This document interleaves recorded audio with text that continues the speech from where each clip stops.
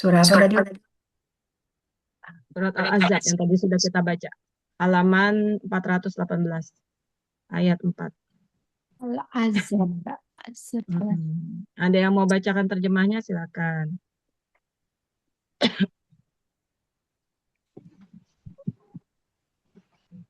418. Ayat berapa, Bu? Siapa yang? Ayat 4. 418 ya, Mm-mm. halaman. Ayat 4. Ya, Cindy silakan. Iya. Bismillahirrahmanirrahim.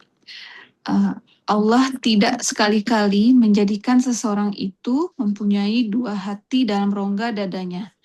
Dan dia tidak menjadikan istri-istri yang kamu ziharkan itu sebagai ibumu, serta dia juga tidak menjadikan anak-anak angkat kamu sebagai anak kandungmu. Segala-galanya itu hanyalah perkataan kamu di mulut kamu sahaja. Allah menerangkan yang benar dan dialah juga yang membimbing kamu ke jalan yang lurus. Iya. Alhamdulillah. Di sini di awal surat, di awal ayat disebutkan bahwa Allah tidak menjadikan kepada seseorang itu di dalam hatinya dua rongga. Min qalbaini fi jaufi.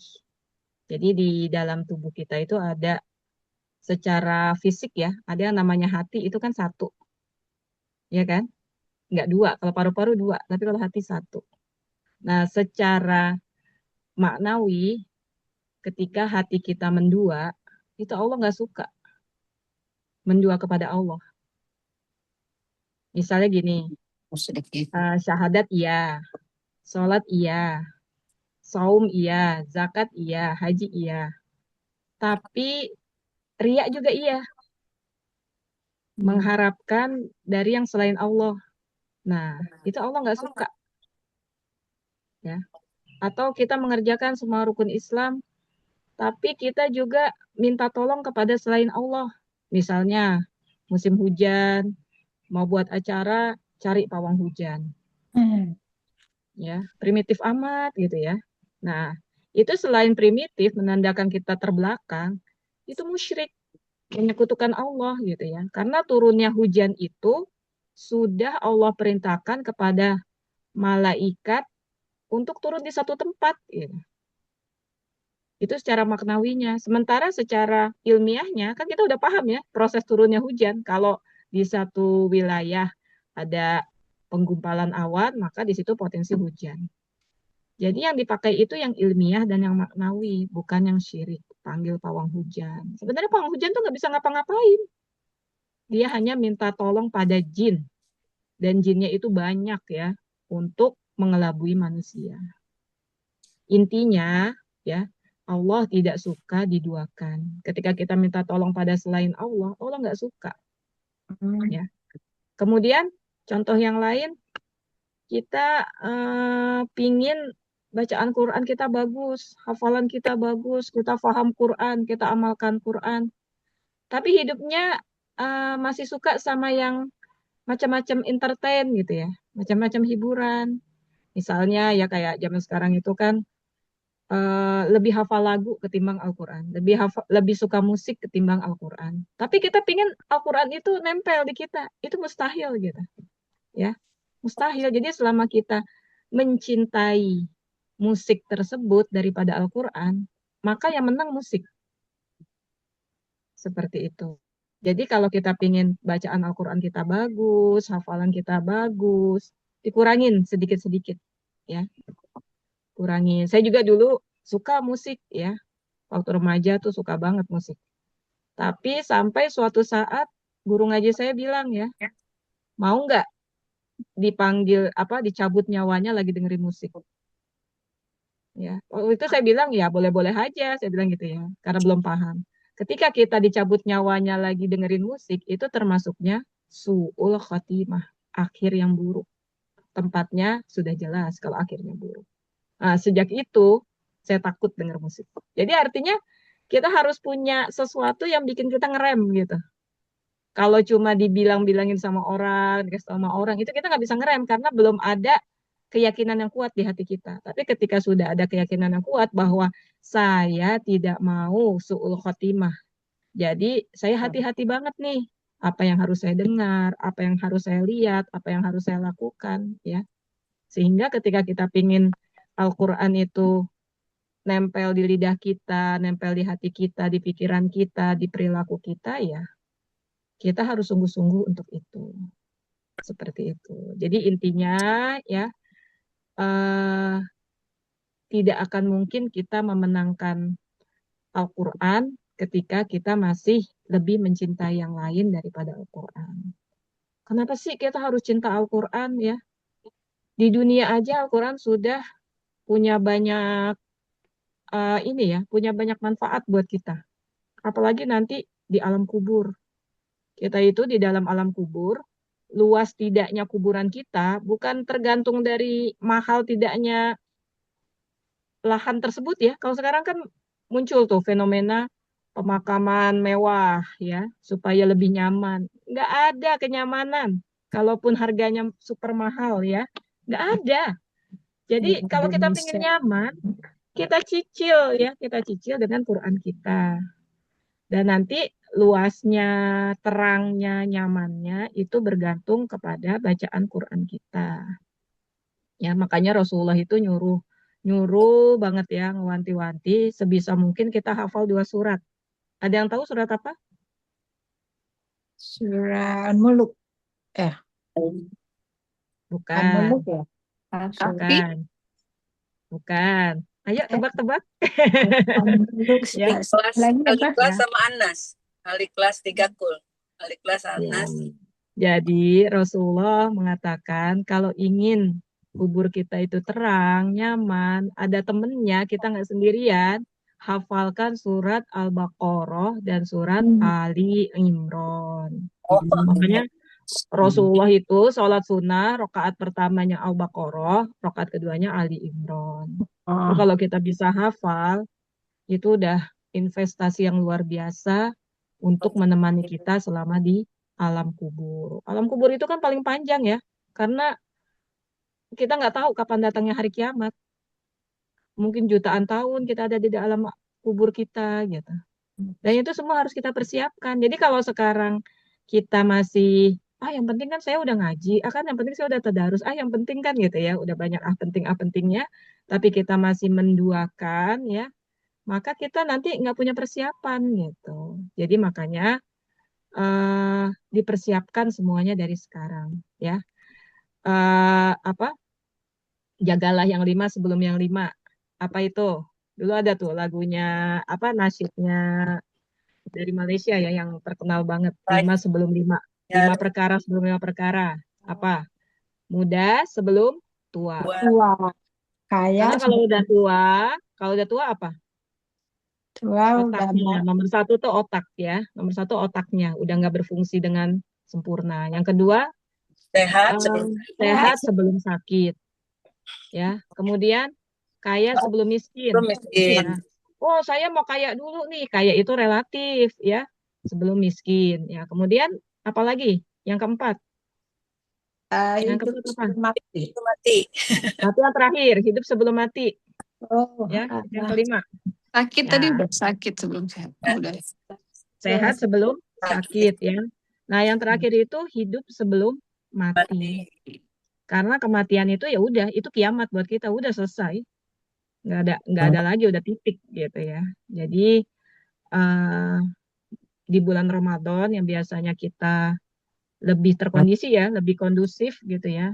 Bismillah kita niatkan eh, ada perubahan besar yang terjadi di diri kita untuk mengisi hari-hari kita berikutnya sampai bertemu Ramadan lagi. Jadi solihahnya nggak hanya di bulan Ramadan, tapi dari bulan Ramadan sampai ketemu Sya'ban. Aman. Nanti Ramadan lagi, ketemu lagi begitu terus ya, sampai Allah memanggil kita. Seperti itu ya. Amin. Jadi kalau udah muncul lagi males mumpung lagi haid gitu. Ini kan bisa bisa jadi karena saya juga dulu merasa gitu mumpung lagi haid pengen jalan ke sana, pengen jalan ke sini gitu ya. Padahal hal-hal seperti itu sedikit demi sedikit ya dikurangi. Karena kalau kita tidak mengurangi sedikit-sedikit ya, kalau sekaligus itu akan berat buat kita. Tapi kalau dikit-dikit terus kita minta pertolongan Allah, jangan minta pertolongan siapa-siapa ya, mintanya pertolongan Allah. Ya Allah, saya berniat, tolonglah saya, kuatkan saya ya. Jangan minta dimudahkan, selalu minta dikuatkan. Kuatkanlah saya gitu ya. Nah, itu nanti insya Allah akan Allah beri kekuatan gitu ya. Kita aja nggak suka ya kalau kita diduain gitu. Diduain, ditigain, diempatin ya.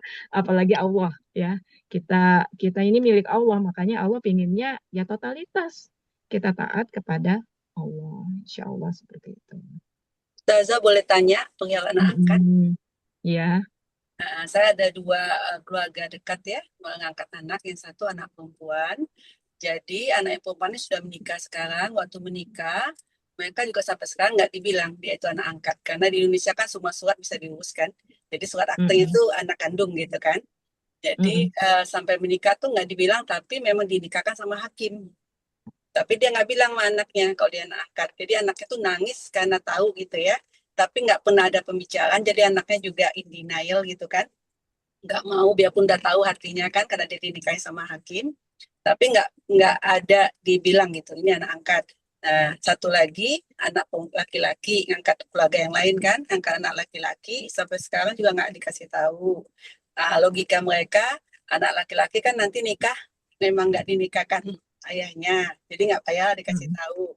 Pertimbangan keduanya dia bilang sepertinya anak-anak ini mentalnya nggak sanggup untuk dikasih tahu dia anak angkat.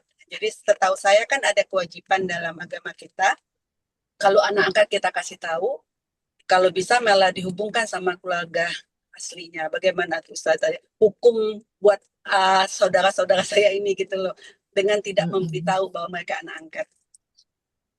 Iya, jadi tadi ada ya di sambungan ayat itu tentang anak yang bukan anak kandung kita itu ya memang harusnya dikasih tahu silsilahnya dia. Mau anak laki, mau anak perempuan harus dikasih tahu. Kenapa? Ketika dia anak laki-laki, dia punya kewajiban yang tidak terputus kepada orang tuanya, terutama ibunya. Ya, kalau dalam di Indonesia itu kan ada istilah ibu itu pusaka hidup ya. Selama ibunya hidup, anak laki-laki itu punya kewajiban. Nah, ketika si orang tua angkat tidak memberitahu silsilah dia, kewajiban dia itu tidak terlaksana karena si orang tua angkat. Nah, ini nanti di yaumil hisab akan ada hisabnya gitu. Kenapa dia nggak mau mengatakan demi? Sebenarnya bukan nggak sanggup ya, itu egonya si orang tua angkat sebenarnya. Dia lihat Umi emang ya anak-anak ini lemah ya. Jadi anak yang tadi udah nikah itu nangisnya sangat kenceng gitu, bukan dia seperti menolak untuk tahu. Dia nggak mau tahu kalau dia anak angkat. Dia anak satu-satunya ya, selain jadi anak angkat itu ya. Dia menolak untuk tahu. Jadi dia shock ya. Ya, jadi orang tuanya pertimbangannya tidak membuat dia akan lebih berat lagi gitu. Tapi dia menjalankan kewajibannya dengan tidak menikahkannya kan. Nah, jadi serba salah mau bilang ini bibi saya sendiri ya. Mau bilang itu kewajiban bibi saya. Kebetulan juga orang tua aslinya itu non-muslim ya. Jadi bagaimana tuh, Bi? Kalau orang tuanya non-muslim, memang dia tidak punya kewajiban ya.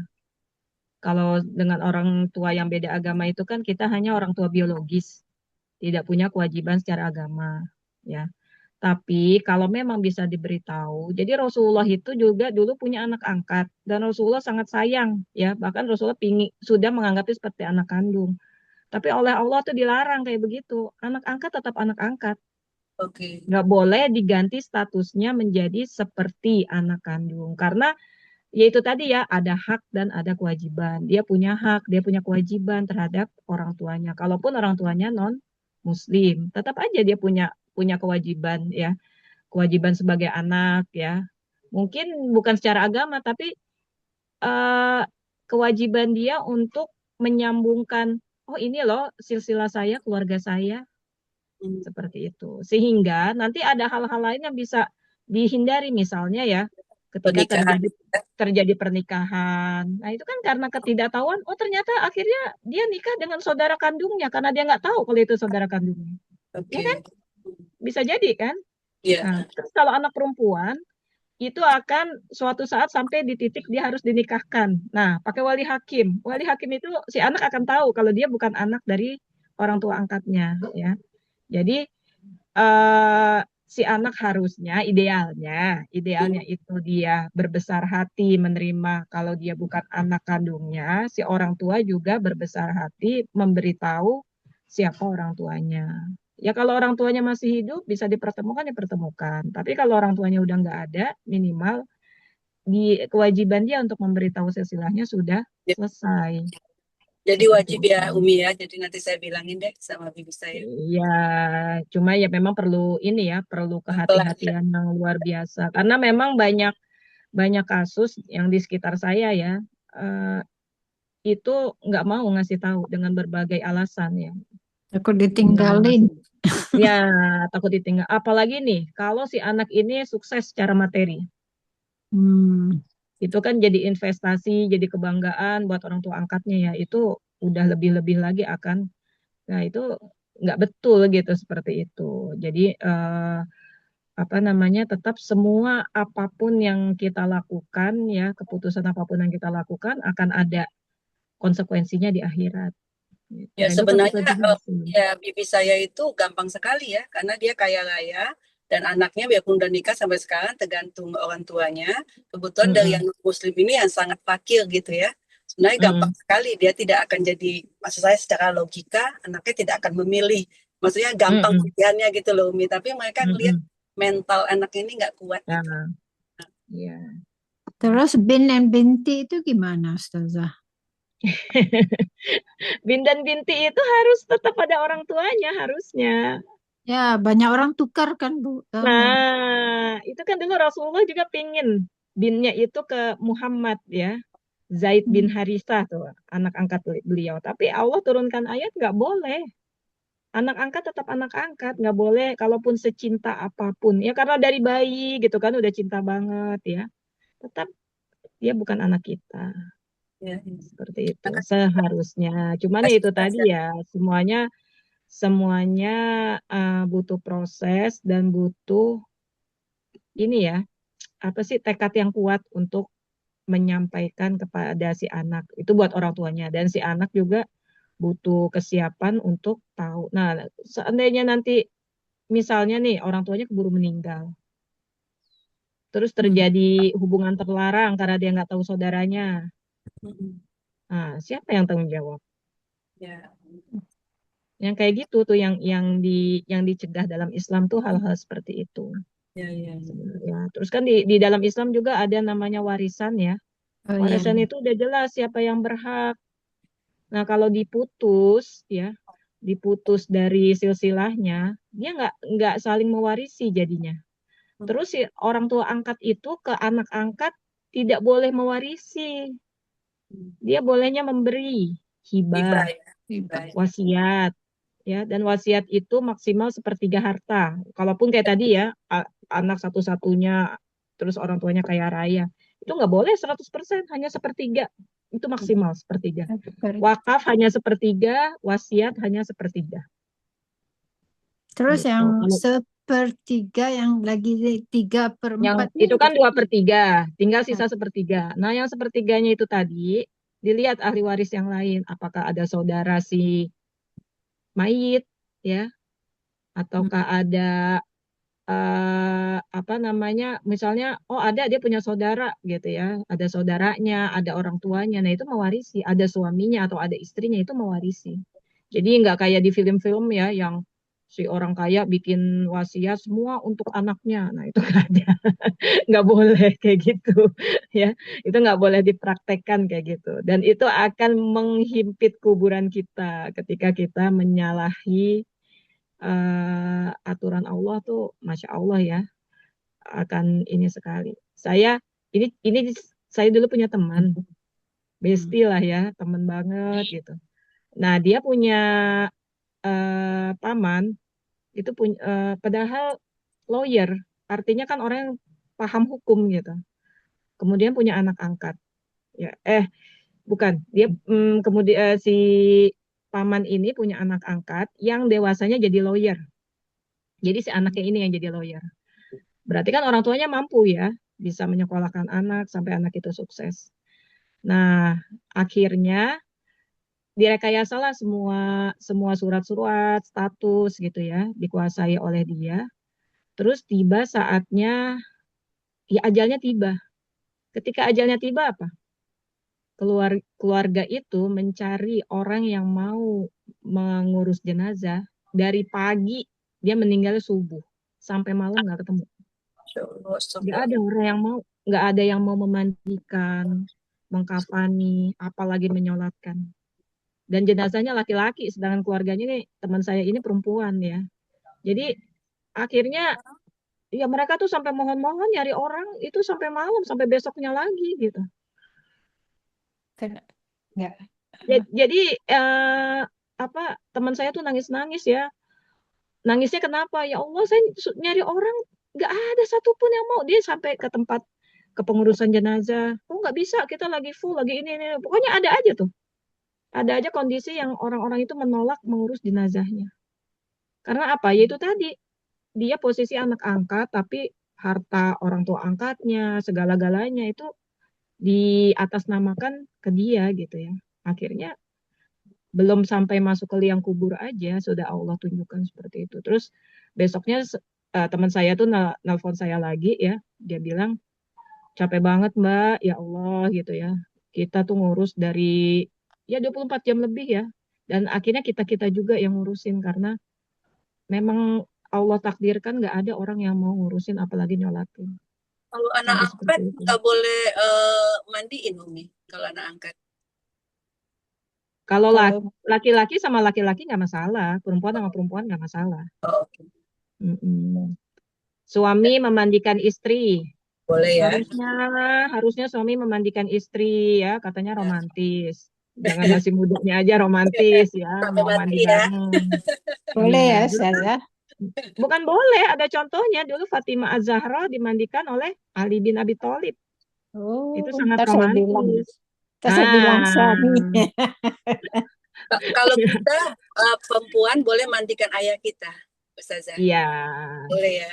boleh memandikan saudara laki-laki juga boleh, tapi tidak sendiri gitu, membantu boleh.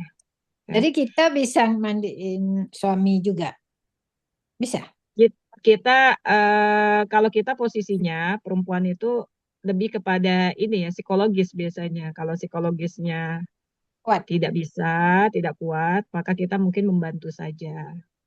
Ya, tapi kalau laki-laki memandikan istri itu lebih ke faktor menjaga aurat istri.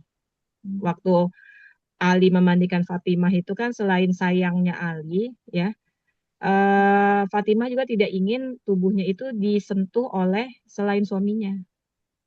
Dia tidak ingin, gitu. Jadi makanya Ali sendiri gitu ya, nggak dibantu orang lain yang mengurus jenazah Fatimah. Oh, Ya, sendiri bisa. dulu kan bisa. Dulu kan ceritanya waktu Rasulullah sudah selesai menerima wahyu, Rasulullah mendapatkan mendapatkan informasi dari malaikat Jibril bahwa beliau akan diambil oleh Allah. Ya waktu itu beliau tuh dalam kondisi yang gelisah gitu. Kemudian Fatimah bertanya ya Rasulullah, ayahku, apa yang kau pikirkan sehingga kau gelisah? Kata Rasulullah, tugasku sudah selesai dan sebentar lagi aku akan meninggalkan kalian. Saat itu Fatimah nangis, ya. Terus kata Rasulullah, kenapa engkau nangis? Kenapa engkau meninggalkan aku? Aku ingin bersama engkau, ya. Terus kata Rasulullah, engkau jangan takut. Setelah ini engkau akan menyusul aku. Dan dia tersenyum. Kalau kita setelah ini kamu menyusul saya, yang ada kita stres. Setelah itu Fatimah tersenyum ya dan memeluk Rasulullah. Jadi jarak antara kematian Rasulullah dengan Fatimah itu nggak lama. Fatimah meninggal umur 29 tahun, masih muda. Iya. Nah, seperti itu kisahnya ya. Insya Allah. Jadi, tapi untuk hal-hal yang tadi ya itu memang semuanya butuh waktu, butuh kesiapan, tapi tetap harus diberitahukan. Nah, kalau misalnya nih orang-orang yang punya anak angkat udah kita kasih tahu tapi mereka kekeh tetap nggak mau ngasih tahu, ya sudah, bukan urusan kita lagi. Yang penting kita udah pernah ngasih tahu. Kalau saya Seperti tuh itu. Ustazah nggak mungkin karena saya kan ahli waris, itu bibi saya. Saya takut Mm-mm. kirain saya tuh padahal lillahi ta'ala saya tidak mengharap 1 sen pun. Jadi saya kan serba sulit ya karena saya ahli waris. Jadi di Ustadz Iya, aja. nanti dikira ada motif ekonomi Udah ya. balik ke ya. Seperti Ya, itu. ya makasih Ustazah. Ya, Ini saya mau tanya boleh? boleh, boleh. Ini saya kan pernah baca Umi kalau misalnya kita apa namanya? Kita niatkan membaca Al-Qur'an untuk orang tua kita, Umi yang sudah meninggal, ayah saya gitu ya misalnya. Itu katanya bisa Umi, misalnya kita baca niat untuk pahalanya untuk ayah saya nih gitu ya. Untuk ayah saya bin siapa gitu. Nah, itu apakah bisa ya Umi ya? Pengen tahu aja lebih dari Umi ini. Yang kedua, apakah begitu kita niatkan pahalanya untuk ayah kita atau orang tua kita itu, kita dapat pahala juga nggak Umi gitu ya? Misalnya seperti itu. Umi. Ya, Kita makasih masih tersisa nggak pahalanya? Iya, iya. Terus kan kita mikirnya kita bisa dapat pahala dari mana aja nih Umi gitu ya. Nah, terus Iya. ya udah untuk baca Al-Quran kita pengennya buat orang tua kita nih Umi gitu ya. Maksudnya kita kan bisa kasih pahala tuh apalagi nih untuk ayah kita Iya. gitu ya. Tua kita. Nah, nggak apa-apa deh. Saya ikhlas karena Allah misalnya untuk baca Al-Quran ini saya untuk ayah saya gitu ya Umi ya. Itu saya pernah baca memang katanya ada misal kita bacain nanti orang tua kita tuh di sana dengerin tuh Umi sambil duduk sambil dengerin lantunan kita gitu. Apakah benar tuh Umi seperti itu gitu, seperti itu. Ya, terima kasih Umi. Ya. Kalau yang tadi itu saya belum ini ya, belum paham ya. Cuma kalau bisa nggak kita baca Quran pahalanya untuk orang tua kita. Bukan hanya Quran, apapun kebaikan yang kita buat bisa jadi wasilah untuk siapapun, bukan cuma orang tua kita. Misalnya nih, ya, apa namanya, kita tadarus ini, kita niat hari ini buat ayah kita, besok buat ibu kita, besok buat anak kita, besok buat siapa. Jadi semua kebaikan kita atau kita sodakoh, ketika kita sodakoh itu tapi nggak perlu dikasih tahu ke orang ya. Kita niatkan Bismillah, saya niatkan ya Allah dengan ini gitu. Itu bisa. Jadi wasilah dengan amal kebaikan kita, dengan ibadah kita. Kita puasa juga bisa seperti puasa sunnah ya. Misalnya kita niatkan puasa sunnah kita ini menjadi kebaikan buat diri saya gitu ketika kita puasa. Nah, itu bisa seperti itu ya. Jadi wasilah itu bukan kita minta ke orang, misalnya nih datang ke guru ya, minta didoain. Bukan yang seperti itu. Jadi wasilah itu dari ibadah-ibadah kita yang kita niatkan gitu. Dan selain bacaan Al-Qur'an untuk orang-orang yang kita cintai ya, yang sudah Allah panggil terlebih dahulu, ada lagi yang mereka tuh nunggu-nunggu, yaitu wakaf. Wakaf ya. Karena wakaf itu kan termasuk amal jariah yang tidak terputus. Jadi kalau misalnya diniatkan, ya nggak usah nunggu sekian juta gitu ya wakaf. Nggak usah, seberapapun kita wakaf, kita niatkan untuk misalnya ada yang menawarkan wakaf apa gitu ya. Nah, kita niatkan nih untuk almarhum. Ada lagi yang menawarkan, kita niatkan lagi buat siapa. Ada lagi yang menawarkan, aduh anak kita lagi sering sakit nih, kita wakaf, kita niatkan buat kesembuhan anak kita. Nah, itu bisa ya, segala segala hal kebaikan. Tapi khusus wakaf itu memang sangat dianjurkan untuk orang-orang yang sudah mendahului kita. Karena kan terputus seluruh amal anak Adam kecuali 3 ya. Apa tuh? Amal jariah, ilmu yang manfaat, Doa anak-anak soleh. doa anak yang soleh dan solihah. Anak soleh dan solihah ini tidak mesti anak kandung ya, bisa jadi anak didik ya, bisa jadi ya anak siapapun yang kita ajarkan kebaikan. Makanya kenapa saya mau membersamai mbak-mbak semua ya dengan tadarus ini ya karena motivasinya hadis itu. Ya, mungkin dengan ilmu yang sedikit ini yang pas-pasan ini bisa menjadi ilmu yang bermanfaat tabungan buat saya. Ya, Ya. insya Nanti Allah. kan sepanjang mbak-mbak semua baca Quran dengan semangat, dengan baik, dengan benar, itu ngalir terus tuh ke saya pahalanya. Allah, ya. Makanya Insya Allah. sebanyak orang yang mengikuti kita akan ngalir terus gitu. Ya. Jadi tetap semangat. Kalaupun ngantuknya juga gak ketulungan, tetap semangat. Iya, ngantuk. Memang kalau Ramadan itu musuh saya ngantuk. Umi, tadi Umi, Iya. misalnya masih ada sisa nggak buat kita pahalanya Umi? Misalnya kita niatkan ke Tetap, orang tua. Tetap ya Umi ya? ya. Oh, baik. Siapa yang melakukan kebaikan, ya, dia akan mendapatkan pahala untuk dirinya dan untuk orang yang mengikutinya. Termasuk orang-orang yang kita niatkan pahalanya untuk beliau-beliau semua. Jadi pertama itu janji Allah untuk dirinya. Tadi kan ada kemarin-kemarin juga ada ayat-ayat yang kita baca seperti itu ya.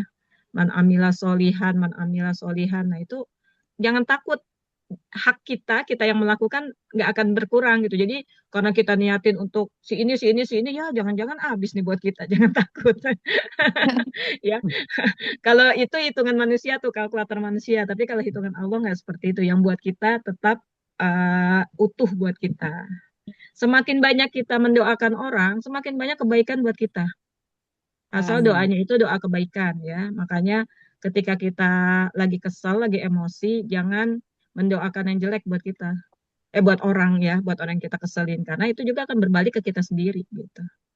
Ya, makanya doain aja yang baik-baik. Kalau nggak bisa doain yang baik ya, faliyakul khairan au liyasmut, berkata yang baik atau diam. Ya udah, emosinya belum turun ya diam aja. Masih emosi juga, wudhu. Masih emosi juga, buka Quran. Seperti itu. Sehingga kita nggak terprovokasi setan untuk apa aku doain ya begini-begini ya, biarin ya begini-begini. Nah, nggak terprovokasi tuh kayak gitu. Itu memang targetnya setan. Ketika kita sampai ke ucap kayak gitu, keburukan itu kan kembali ke kita sendiri, yang rugi kita sendiri. Ya, karena Ustazah, penyesalan itu pasti ada di akhir. Mm-mm. sorry. Ustazah, tapi kalau wakaf saya pernah nanya tuh sama Ustaz juga, kalau kita mewakafkan untuk orang tua, jadi pahala wakafnya itu ya untuk orang tua. Kita dapat Oh pahala iya, begitu ya. iya, pahala wakafnya untuk orang tua. Kita dapat pahala apa? Kita pahala eh, membayarkan wakafnya. Jadi pahala wakafnya untuk orang tua. Kita membayarkan wakaf ada lagi pahalanya. Jadi, tapi kita nggak dapat pahala amal jariah wakafnya ya. Iya, karena kan kita sudah niatkan untuk orang tua kita. Gitu. Dan dan sekali lagi urusan berapa pahala itu husnuzon aja ke Allah. Ya, insya Allah. Husnuzon. Jadi kita nggak berkecil hati pahala kita seberapa ya. Karena memang pahala kita tidak mengantarkan kita ke surga. Yang Oh, mengantarkan kita ke surga itu satu, rahmat Allah. ya. Dua, syafaat Rasulullah. Kita itu akan keduanya itu akan memperberat timbangan kita. Oh, jadi di dunia kita nggak usah ngapa-ngapain? Enggak, kalau nggak ngapa-ngapain ya nggak dapat apa-apa, nggak dapat dua itu tadi gitu. Yang dapat rahmat Allah dan syafaat Rasulullah adalah orang yang di dunia itu beriman dan beramal soleh, dia akan dapat seperti itu. Ya, makasih Ya, Ustazah. Terima ya, insya kasih Allah. Ustazah Umi. Ya, ya, insya Allah besok kita ketemu lagi ya. Insya Kita Allah. tutup Ya, saja Umi. hari ini dengan Siap, hamdalah, alhamdulillahirobbilalamin, istighfar 3 kali, astagfirullahalazim, astagfirullahalazim, astagfirullahalazim.